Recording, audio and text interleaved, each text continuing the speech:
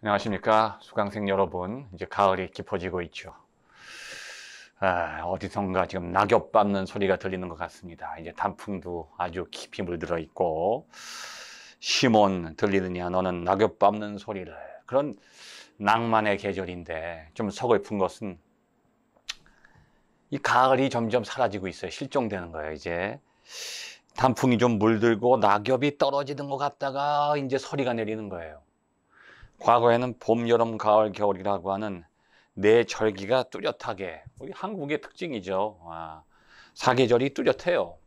근데 어느새 여름은 비 맞으면서 지나가고, 이제 가을은 계속 날씨가 건조한데, 봄과 가을은 점점 사라지는 거예요. 여름과 겨울만 남아있는 이제 아열대성 기후로 바뀌고 있는 느낌을 이제 우리가 조금씩 이제 느껴가고 있잖아요. 좀 서글프죠. 이 깊어가는 가을에 그 인간적인 어떤 감성을 느끼는 것도 참 중요하지만, 옆구리가 시린 것도 중요하지만, 영적인 감성이 더 풍부해지는, 영적으로 민감해지는 그러한 계절이 되시기를 바라면서, 지난 시간에 이어서 사이버 문화 계속 한번 공부해 보기로 하겠습니다. 사이버 문화, 사이버네틱스 컬처, 아니면 사이버네틱스 월드. 우리도 모르는 사이에 이제 우리는 점점 가상의 세계 속으로 들어가고 있고, 이것이 인공지능 시대를 우리 앞으로 현실적으로 경험하게 하고 있죠. 4차 산업혁명과 인공지능 시대. 인공지능이라고 하는 것은 결국은 현실 속에서 존재하는 지능이 아니에요. 인간에 대해서 만들어진 하나의 가상적인 실체죠. 이제는 현실은 사라지고 가상현실이 현실을 대체하는 시대 속에 살고 있어요. 장자의 호접지몽이란 말처럼, 내가 꿈속에서 나비 꿈을 꾸었는데 내가 나비가 된 건지, 나비가 내가 된 건지, 나비가 내 꿈을 꿨는지 내가 나비 꿈을 꿨는지 모르겠다. 영화 인셉션에서처럼 꿈속에서 꿈을 꾸고 꿈속에서 또 꿈을 꾸고 계속 꿈을 꾸죠. 마치 지금 우리는 현실 같은 꿈을 꾸고 있는지도 몰라요.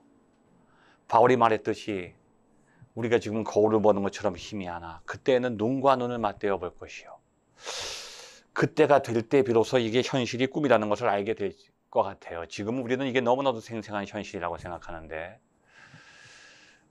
지금부터 1500년 전 원효대사가 설총이를, 아들을 향해서 아침에 이렇게 가을철에 아들에게 하나 일거리를 맡기고 떠나죠. 얘야, 하루 종일 좀 낙엽을 쓸어 담아놔. 낙엽을 깨끗하게 치워라. 그리고 아버지가 술 마시러 갔어요. 이제 곡차를 마시러 가서 밤늦게까지 술 마시고 돌아왔는데, 아들이 그 사이에 낙엽을 싹 치워놓은 거예요. 그런데 이 설총이가 아버지 깨끗하게 치워놨어요. 한번 와서 보세요. 하니까 아버지가 이렇게 쭉 보니까 깨끗하게 낙엽을 쓸어 담아 놓은 거예요. 근데 갑자기 아버지가 낙엽더미에 가서 낙엽을 한 움큼을 집어다가 마당에다가 확 뿌리는 거예요. 그 설총이가 아버지 왜 그러세요? 기껏 쓸어놨는데 왜 또 어지르십니까? 그러니까 아버지가 하는 얘기가, 설총아, 지금이 무슨 계절이냐? 예, 가을철이죠. 그렇지? 가을 마당에는 낙엽이 좀 굴러다녀야 돼.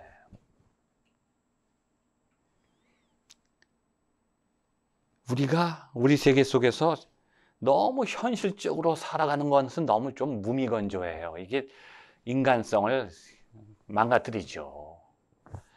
너무 현실주의적으로 살아서는 안 돼요. 가상의 세계, 상상의 세계, 이 사이버네틱스, 사이버 문화라는 것이 인간에게 상상력을 풍부하게 만들어준 것은 인정하지만, 그것이 현실을 대체할 수는 없다는 거죠.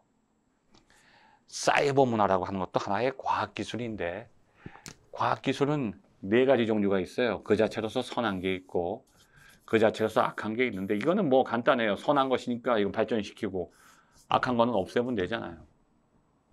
근데 문제는 선하지도 않고 악하지도 않은 게 있고, 아직 악이 결정된 게 아니에요. 가치 중립이라고 해요. 가치 중립. 그 다음에 선 앤드 악.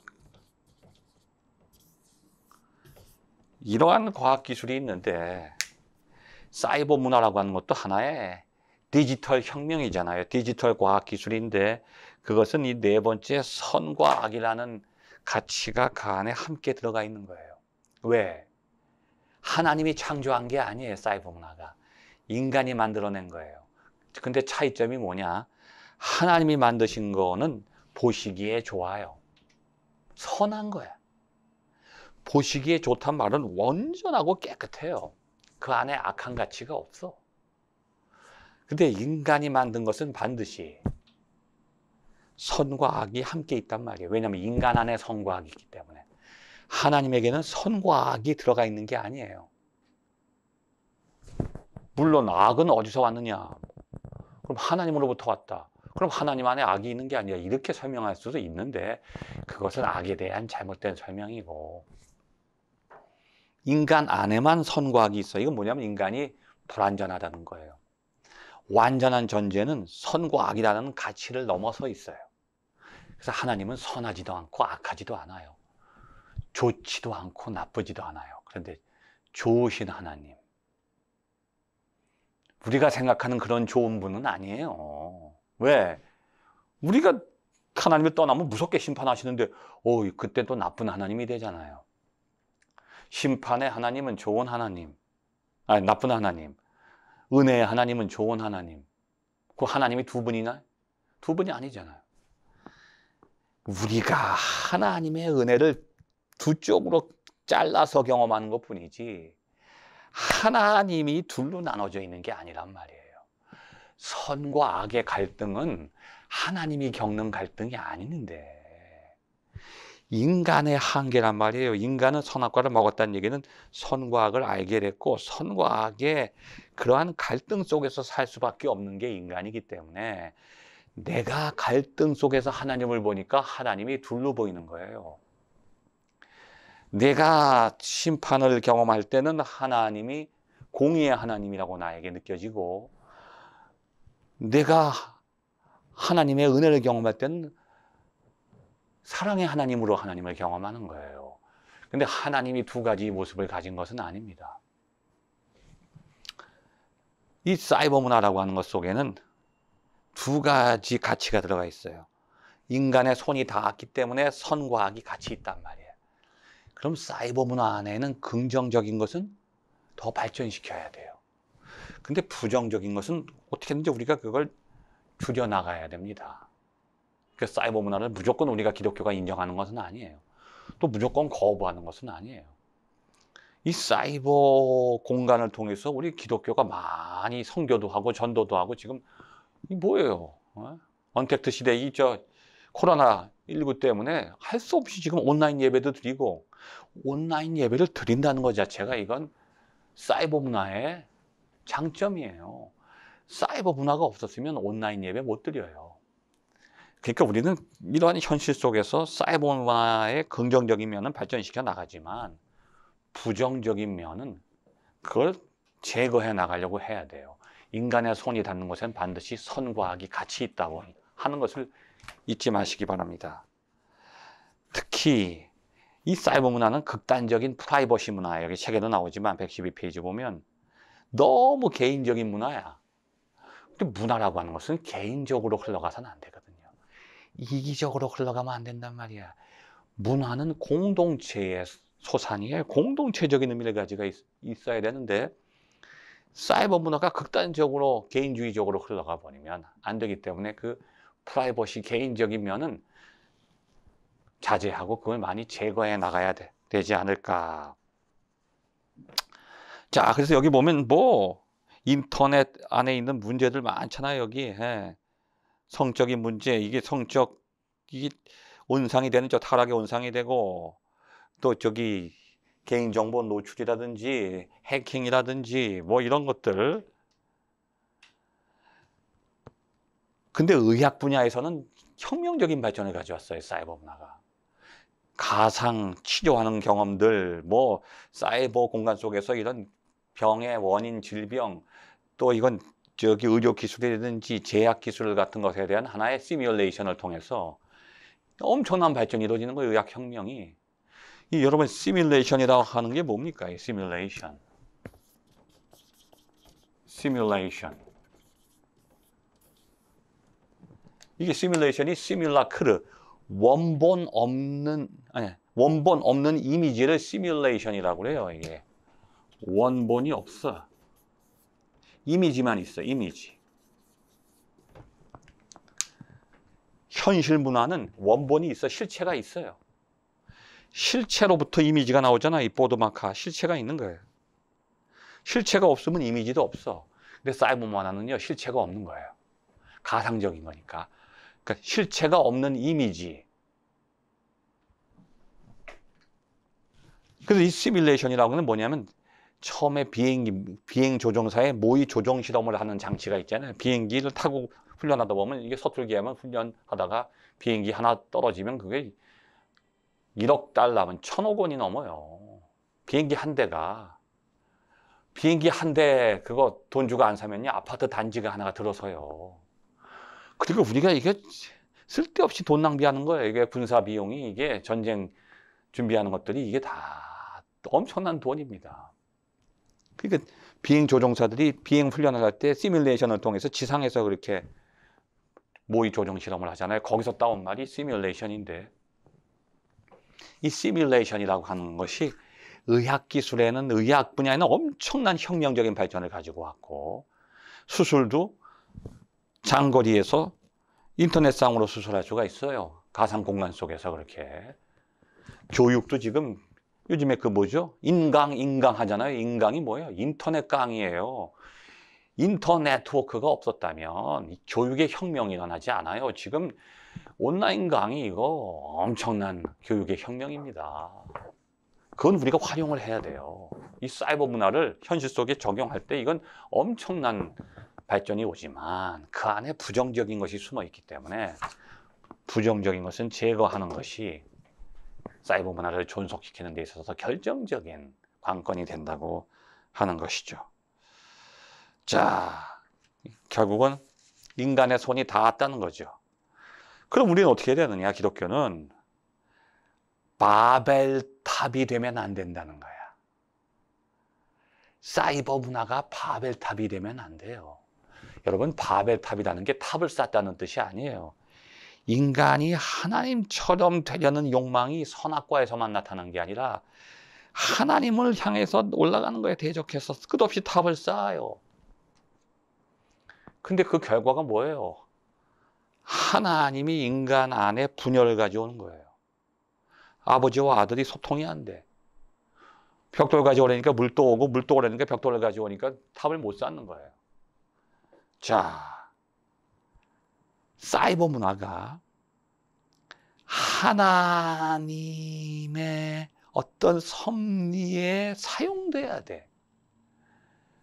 이게 지금 우리가 이것을 선한 방향으로 사용하느냐 악한 방향으로 사용하느냐에 따라서 이게 우리 안에서 결정된단 말이에요. 자, 여러분 피아노가 있는데 피아노라기보다는 신서사이저가 룸사롱에서 그 향락과 퇴폐를 위해서 거기서 술 마시면서 지루박 뽕짝 그 세상적인 음악을 막 연주할 때 사용되면 그 신서사이저는 악한 기능을 수행하는 거예요.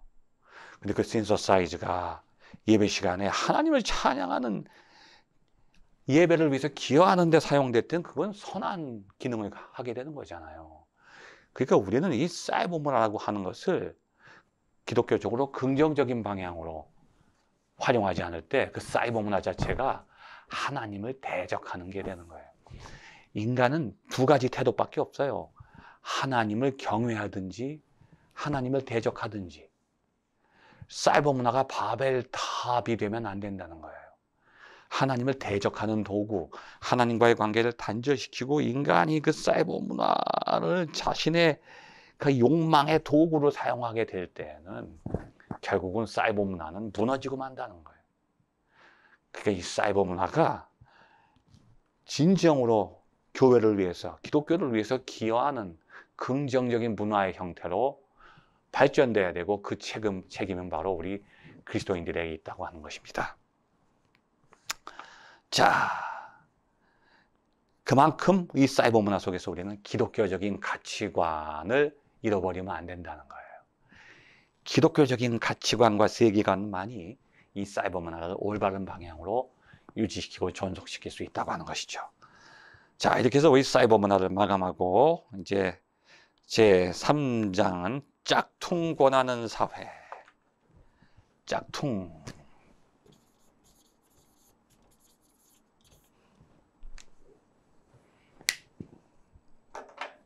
짝퉁이라고 하는 말 여러분 많이 들어보셨죠? 요즘에는 많이 잘 안 쓰지만 과거에는 많이 썼어요. 왜냐하면 말하자면 우리 1장에서 공부했듯이 얼짱, 몸짱, 외모지상주의, 허례허식, 이 겉모습을 드러내려고 하는, 인간은 보이는 차원과 보이지 않는 차원을 가지고 있는데 인간의 생명도 마찬가지예요. 보이는 생명은 비오스지만 보이지 않는 생명은 조예요. 그 둘이 인간을 형성합니다. 인간은 두 가지 종류의 생명을 지닌 존재예요. 보이는 생명은 비오스, 육체적인 생명, 보이지 않는 생명은 영원한 생명, 조예. 이것을 성경에서는 속사람과 겉사람으로 말하잖아요. 근데 겉사람은 날로 후패하는 거예요. 썩어져 갈 수밖에 없어요. 죄의 결과니까. 근데 속사람은 날로 새로워요. 그런데 얼짱 문화의 문제점이 사람들이 가치관이 뒤집어지니까 보이는 생명을 보이지 않는 생명보다 더 소중히 여긴단 말이야. 근데 보이는 것은 잠깐이란 말이에요. 보이는 생명은 썩어지는 거야. 겉사람은 날로 썩어져 가는데 이걸 붙들고 있네. 그러다 보니까 내면을 관심을 두는 게 아니라 겉으로 어떻게 내가 나타내 보일까 하다 보니까 겉을 치중하니까 명품을 내가 들고 있을 때 그게 나를 나타낸다고 생각하는 거야.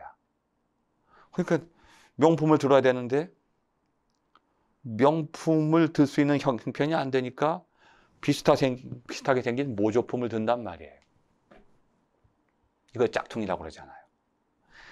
이 세상에는 명품뿐이 아니에요.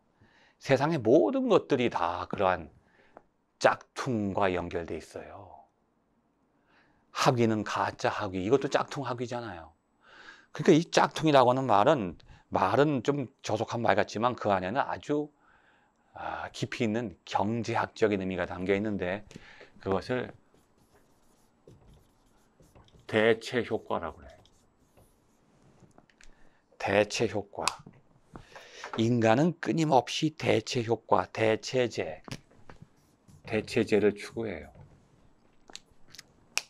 그러니까 세상의 모든 것은 대체 효과를 통해서 유지되고 존재한다는 거지. 왜냐하면 이게 없다면 세상이 망하든지 무질서해질 수밖에 없어요. 왜냐하면 인간의 욕망은 무한한데 현실은 제한돼 있단 말이야. 근데 인간은 끊임없이 자신의 욕망을 채우려고 해. 선악과 이후로 인간의 욕망은 끝이 없어.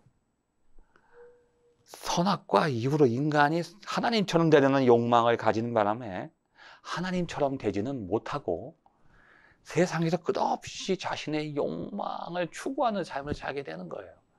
성경에 보면 그런 얘기가 나오죠. 욕심이 잉태한 즉 죄를 낳고 죄가 장성한 즉 사망을 낳는다. 욕망이 죽음을 만드는 거야.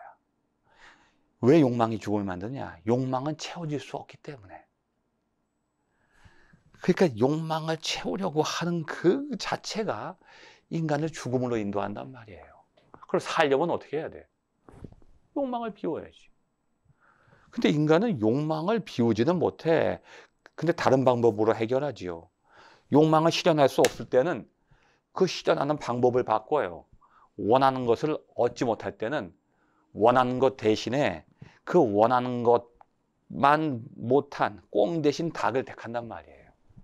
그 꽁 대신 닭에서 그 닭이라고 하는 게 이게 짝퉁이야. 이게. 그게 대체 효과야. 자, 여러분, 여러분이 세상에서 원하는 게 많이 있잖아요.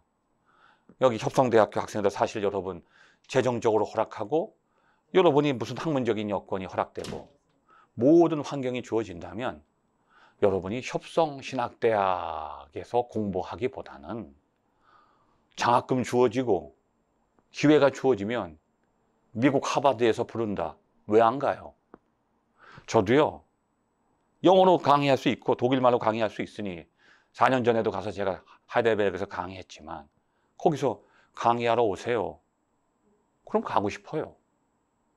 여러분의 꿈도 있을 거예요. 나는 하버드에서 공부하고 싶어. 신학자가 되고 싶어. 나는 아름다운 여성과 결혼하고 싶어. 그리고 나는 멋진 차를 타고 싶어. 연봉이 한 1억 원 됐으면 좋겠어. 큰 교회 담임 목사가 되고 싶어. 나는 120살까지 건강하게 살고 싶어. 그건 다 욕망이에요. 근데 세상 마음먹은 대로 되나요? 오래 살고 싶어하는 사람들이 또 일찍 죽을 수 있고 더 공부하는 사람들이 공부를 못하게 될 수도 있어요.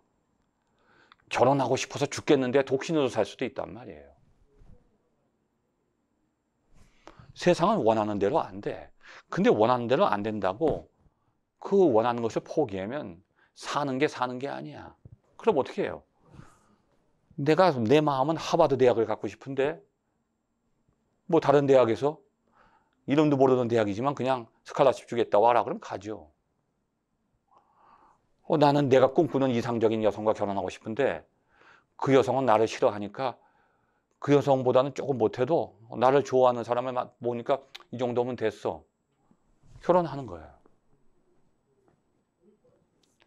내가 원하는 것이 있는데 그걸 내가 얻을 수 없다고 해서 삶을 포기할 수는 없잖아요. 그것과 비슷한 게 있으면 대신해서 이걸 선택하게 되는 거예요. 그래서 다 모든 것이 대체 효과예요. 여러분 우리가 인생 살면서 내가 꿈꾸는 이상을 날마다 현실 속에서 내가 이루면서 사는 사람 없어요. 이상이라고 하는 것은 깨어지기 위해서 존재하는 거지 실현되기 위해서 존재하는 이상은 없어요. 꿈이라고 하는 거죠. 가끔 가다가 예상치 않게 꿈을 이룰 수도 있죠. 근데 날마다 그런 건 아니야. 모든 것이 대체 효과야. 저도 오늘 총장님을 제 차에 태웠는데 19년 된 차가 털털털 하니까 창피한 거예요. 빨리 차를 바꿔서 그냥 인간이 타는 차는 못해도 소가 탈 수 있는 차는 그래도 타야지. 소나타라도 타야지. 하지만 현실이 못 받쳐주니까 19년 된 차를 타는데 걸어 다닐 수는 없잖아요. 대체한 거예요. 지금 뭐 부동산 경기 뜬다고 그래도 나 서울에 있는 아파트에서 살고 싶어요. 난 강남에서. 근데 거기 현실적으로 살 수가 없으니 그럼 어떻게 해요? 강북도 안 되면 경기도권에 가서 사는 거지 좋아서 사는 건 아니에요. 나 점심으로 저도 요즘에 기운이 없으니 가을철에 한우라도 좀 먹어야 되겠다. 소고기라도. 근데 뭐 소고기를 먹을 수 있나요? 그래서 어떻게 돼요? 소고기 맛 나는 소고기 맛 라면을 먹어요. 어떻게 해요? 대체 효과예요. 짝퉁이라고 하는 게 왜 존재하느냐? 인간들이 자신의 욕망을 무한히 추구하다가 보니까 현실 속에서 그 욕망을 다 채울 수가 없어. 채울 수 없다고 포기할 수는 없어. 그럼 그 욕망을 채울 수 있는 그 현실 속에 있는 재화라 영역을 대체하는 것을 선택하는 거예요. 여러분 제 강의가 좋아서 듣는 학생 여기 물론 있겠죠. 나는 세상 누가 뭐래도 홍 교수님 강의 들을 거야. 그분 강의는 아름다워. 막 웃음이 나는데 눈물이 나고 너무 쉽고 아름다운데 또 깊이가 있어. 여러분이 그런 사람도 있겠으나 진짜 내가 원하는 강의 얼마 전에도 학생들이 저한테 와서 교수님 강의 들을 게 없어요. 강의 들어서 오히려 더 절망이 돼요. 휴학할래요. 그런 사람도 있단 말이에요. 그런데 어떻게 졸업은 해야 되겠고 학점은 따야 되니까 내가 꿈꾸는 강의 못 들어도 홍 교수라도 강의 들으면 어느 정도 만족은 돼. 대체 효과예요. 그래서 제 강의를 선택하는 거예요. 여러분이 강의 선택도 대체 효과예요. 점심 먹을 때 내가 탕수육 먹고 싶어도 돈이 모자라면 어떻게 해야 돼요? 짬뽕이라도 먹고 짜장이라도 먹어야 되잖아요. 그래서 짝퉁이라고 하는 말 속에는 진짜 오리지널 명품에 대한 욕망을 대신 채워주는 대체효과라는 경제학적 개념이 그 안에 들어가 있다. 이런 내용을 가지고 우리 제 10주차 2차 시로 넘어가기로 하겠습니다. 감사합니다.